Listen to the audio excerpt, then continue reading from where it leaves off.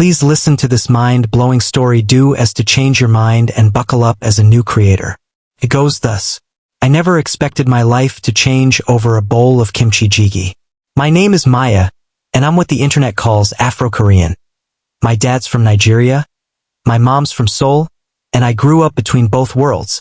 For months, I'd been posting YouTube videos to maybe 47 subscribers, mostly my aunties and some curious strangers. Cooking videos, language tutorials, random vlogs about my life. Nothing ever took off. Then one Tuesday afternoon, I decided to film something different. I set up my phone in my tiny apartment kitchen and started talking about something that had been on my mind. The weird, beautiful, sometimes confusing experience of making jollof rice and kimchi fried rice in the same week, and how both my grandmothers had strong opinions about my cooking. I posted it at 11 p.m., right before bed. Grandma Wars, Nigerian versus Korean cooking techniques. I thought maybe it would get 100 views if I was lucky. I woke up to 1,247 notifications. The video had 50,000 views. People were commenting things like, "This is my life. Finally someone gets it. And more of this energy, please." I sat in bed, hands shaking, refreshing the page over and over. My subscriber count was climbing every time I looked. 180, 295, 423. Day 2, riding the algorithm wave. By morning, I understood what was happening. The YouTube algorithm had picked up my video. It was being recommended to people interested in Korean culture, African diaspora content, cooking channels, and multicultural stories. I'd accidentally hit a sweet spot. But here's what I learned. Going viral means nothing if you don't follow up. I spent day 2 in panic mode, filming 3 more videos back to back. I made content around what people were asking for in the comments.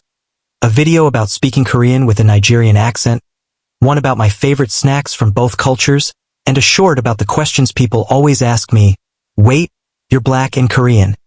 The key was consistency and authenticity. I didn't try to manufacture viral moments. I just showed my real life, FaceTiming my Korean mom while my dad argued in the background about the proper way to season chicken, showing my skincare routine that mixed Korean beauty products with shea butter, filming myself at the Korean grocery store and the African market on the same day. Each video I posted that day got immediate traction because people who'd subscribed from the first video were actually engaged. By the end of day 2, I had 687 subscribers. Day 3, the community takes over. This is when things got wild. Other mixed creators started duetting my videos on TikTok and Instagram, sharing them to their audiences. Someone made a Reddit post in r/mixed race about my channel. A popular Korean YouTuber commented on my video saying, "This perspective is so needed." But the real breakthrough came from something I didn't expect. I went live. I'd never done a live stream before, but I figured, why not? I set up my phone, started cooking my mom's kimchi stew recipe while explaining in broken Korean and English, and just talked. About 200 people showed up. They asked questions, shared their own stories, and I realized I wasn't just making content anymore. I was building a community. People stayed for an hour and a half. They watched me cook, burn the rice a little, laugh at my own jokes, and mess up Korean grammar. It was imperfect and real. By the time I ended the stream, my subscriber count hit 1,043. What actually worked? Before then, please like, share, subscribe, and stay tuned as I tell and show you what worked for me. Looking back, here's what made the difference. I tapped into an underrepresented niche. Being Afro-Korean isn't common, and people were hungry for that perspective. I stayed authentic instead of trying to be perfect.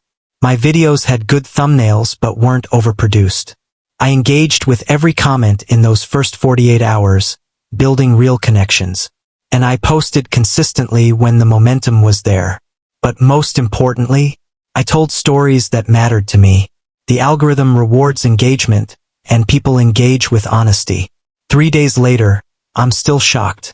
My life hasn't completely changed. I still work my regular job. I still live in my small apartment. But now when I post a video, hundreds of people actually watch it.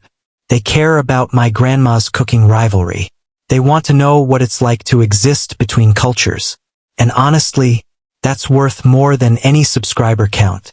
Today, I'm filming a video about my Korean mom and Nigerian dad trying each other's traditional breakfast foods. My mom's making oji and akara while my dad attempts to make proper Korean rice and banchan. I know it won't get 50,000 views. That first video was lightning in a bottle. But my 1,000 plus subscribers will watch it. They'll comment. They'll share their own stories. And that's how you build something real on YouTube, one authentic moment at a time. Thanks for watching. Subscribe for more Afro-Korean vibes on instances to make you grow. Please comment your story and subscribe to the channel.